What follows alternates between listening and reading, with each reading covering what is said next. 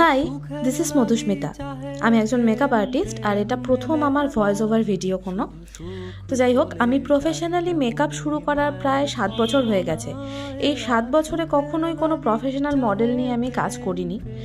আমাকে অনেকেই বলেছে যে প্রফেশনাল মডেল দিয়ে কাজ না করলে নাকি আমার কাজ কেউ দেখবেই না, কিন্তু আমি কখনোই সেটা মনে করিনি। আসলে আমরা যখন রিয়েল ক্লায়েন্টের বুকিং পাই তখন 90% ক্ষেত্রেই তারা মডেল হয় না, বা মডেলিংয়ের সাথে তাদের দূর দূরান্তে কোনো সম্পর্কই থাকে না।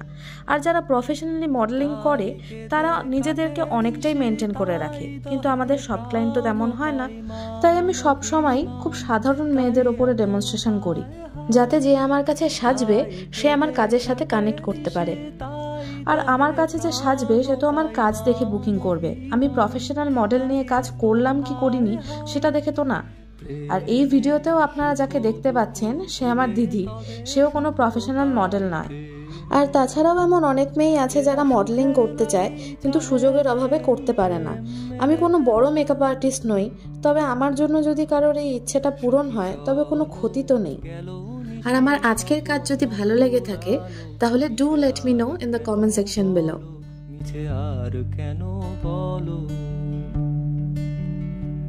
শশী ঘুমের কুহক নিয়ে গেল অস্তা চলো সখী চলো, প্রেমের কাহিনী গান হয়ে গেল অবসান প্রেমে।